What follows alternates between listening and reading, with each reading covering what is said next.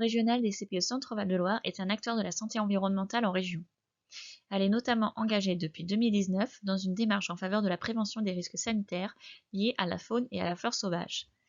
Dans le cadre de ce programme, l'Union régionale a développé différents outils pédagogiques pour sensibiliser les habitants et les professionnels concernés de la région. Une exposition, mais aussi un livret et un escape game. Cette présentation dynamique a pour objectif de vous présenter ces 3 outils.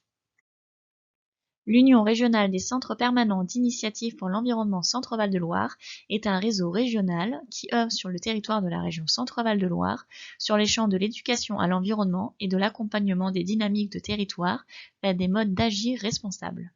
À travers son réseau de CPIE, elle vise à mettre en œuvre des actions régionales innovantes dans les thématiques et les publics touchés. Elle se compose de 2 CPIE, le CPIE Touraine-Val de Loire et le CPIE Braine-Berry, répartis sur l'Indre-et-Loire, l'Indre et le Cher. Les CPIE de la région Centre-Val de Loire agissent selon des principes fondamentaux de promotion de la citoyenneté et de renforcement du pouvoir d'agir des citoyens et du respect de la connaissance scientifique.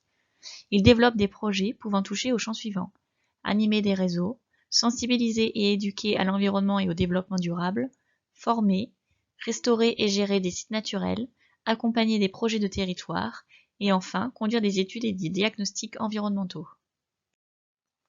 Identifier les risques sanitaires en milieu naturel liés à la faune et à la flore sauvage, connaître les conseils essentiels pour les limiter, s'impliquer dans leur connaissance et leur gestion sont des objectifs qui doivent impliquer les professionnels de santé, de l'environnement, mais aussi l'ensemble des citoyens utilisant la nature pour leur activité de loisir. Plusieurs espèces peuvent poser problème en région Centre-Val de Loire.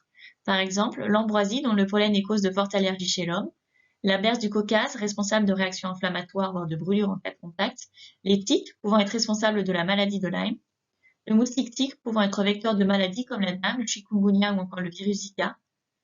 En plus des dangers de santé pour l'homme, certaines de ces espèces, notamment celles dites envahissantes, peuvent dérégler les équilibres de biodiversité. Renforcer la surveillance, la prévention et la connaissance de ces vecteurs auprès du plus grand nombre sont donc essentiels.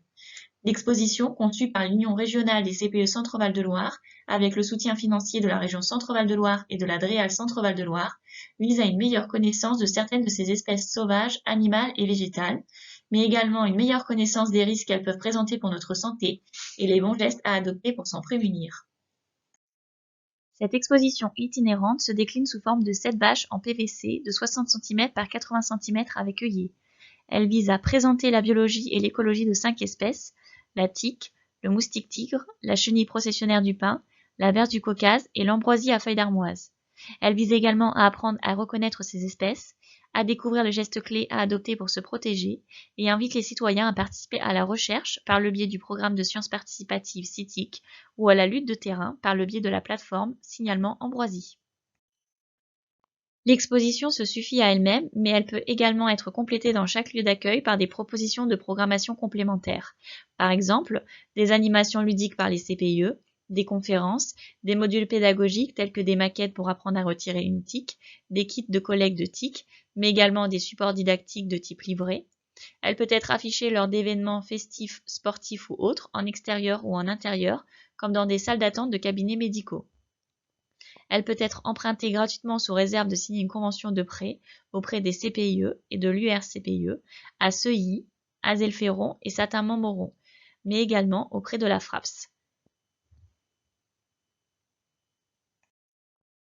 L'exposition est transposée sous la forme d'un livret papier de 28 pages comprenant un poster.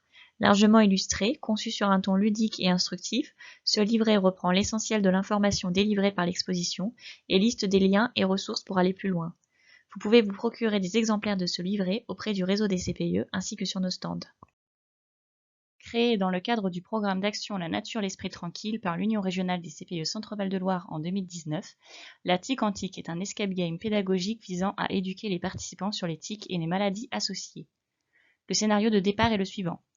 En 2800, une équipe de 12 chercheurs s'intéresse à une maladie très répandue au XXIe siècle en région Centre-Val de Loire, la maladie de Lyme. La tique, vectrice de la maladie, a aujourd'hui disparu de notre région en raison de l'évolution du climat. L'équipe part donc enquêter sur l'animal, sur les risques pour la santé qu'il pouvait véhiculer et les gestes à adopter pour limiter les piqûres. Sa mission consiste à compiler des archives sur l'animal et surtout, ouvrir le coffre détenant la dernière tique momifiée de la région.